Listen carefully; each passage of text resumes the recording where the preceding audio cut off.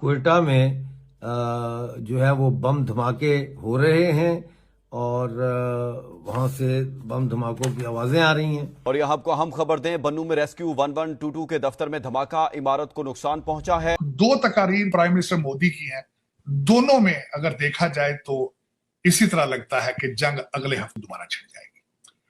لیکن اس میں اب یہ دیکھنے والی چیز یہ ہے، اوور کانفیڈنٹ کا میں بتانا چاہوں گا.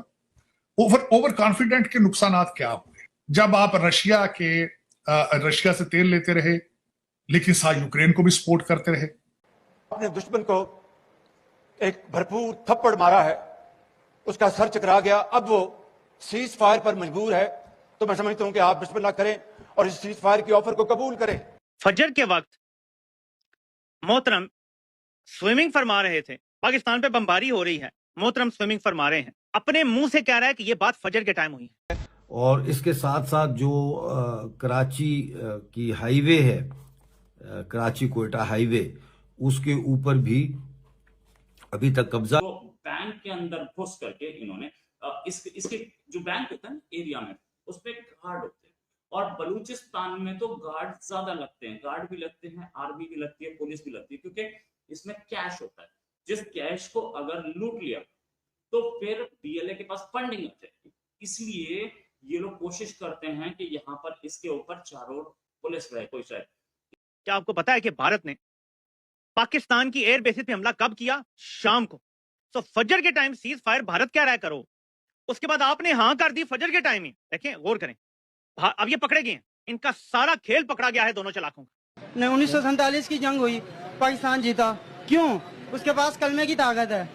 تم نے کس کتاب سے پڑھا تھا؟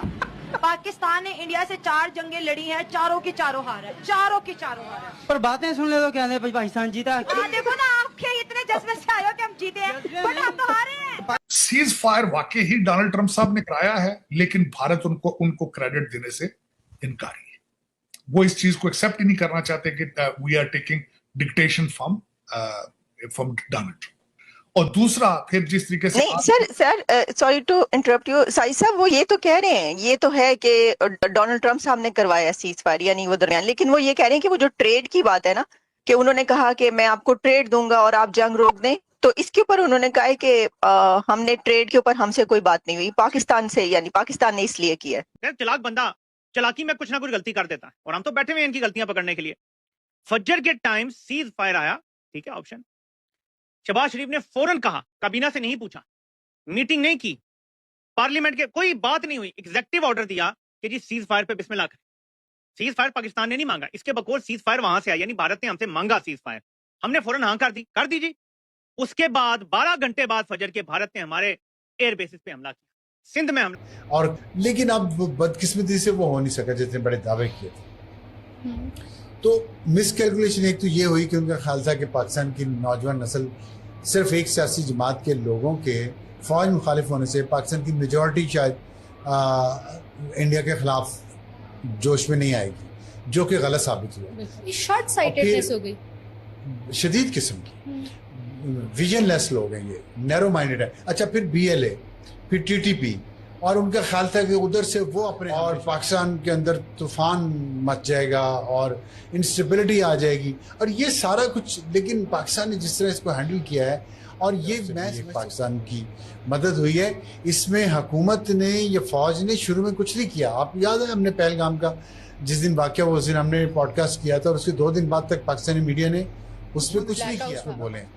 لیکن لوگوں کے اندر ہی آٹومیٹیکلی، نیچرلی، آرگینکلی ایک جیلنگ فورس سی کوئی، اور جس کے اندر یہ غصہ تھا کہ 2019 میں ہم نے جواب نہیں دیا صحیح طرح انڈیا. ان کو یقین ہے کہ مودی ڈیفینیٹلی کچھ نہ کچھ دوبارہ کرے گا، اور پاکستان کو بھی اس کا یقین ہے. لیکن ہمیں اب اس جنگی جنون سے نکل کے اپنی معیشت پہ توجہ دینی ہے، بغیر اپنے گارڈز نیچے نہیں ہم کر سکتے.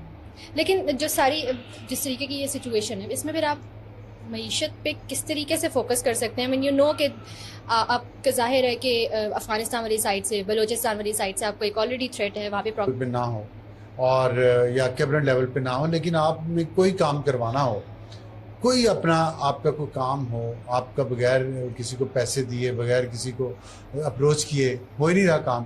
تو یہ جو گورننس ہماری پور ہوئی ہے، جو سویلین ادارے ہمارے ختم ہو گئے، تباہ ہو گئے، ان کو ری بلڈ کرنے کی ضرورت ہے. جو لوگوں فورن انویسٹمنٹ لانے کے لیے جو باٹل نیکس ہیں یہاں پہ بنی ہوئی، جو بیوروکریٹک سٹرکچرز نہیں آنے دے رہے فورن انویسٹمنٹ، یا یہاں کی انڈسٹری کو وہ ٹھیک نہیں ہونے دے رہے، یہ ساری رکاوٹیں ہٹانی پڑے گی.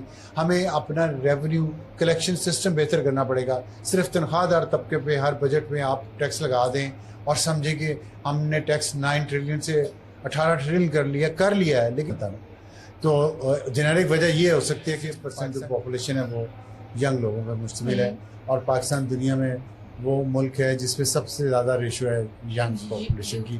تو اس لیے ڈائریکٹلی ان کو ایڈریس کر رہا ہے مودی، اور اس کا یہ خیال ہے. اور جنگ شروع ہونے سے پہلے آپ نے دیکھا کہ ایک سیاسی جماعت کے فالوور جو ہیں وہ فوج کے خلاف بہت پروپیگنڈا کرتے تھے اور کرتے ہیں ابھی بھی.